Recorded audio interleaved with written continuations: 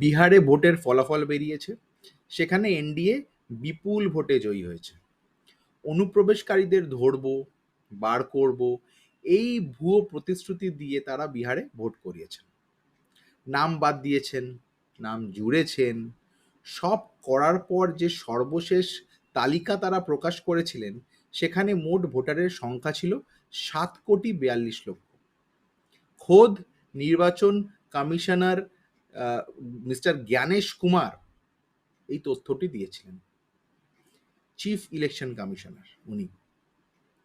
তারপর ভোট দু দফায় হয়ে যাবার পর 11ই নভেম্বর যখন ভোট শতাংশের হিসেব প্রকাশ করে ইলেকশন কমিশন, এই ভোটারদের সংখ্যা সেখানে দাঁড়ায় 7,45,00,000-এরও বেশি। তার মানে কি দাঁড়ালো? প্রায় 3 লক্ষেরও বেশি এক্সট্রা ভোটার।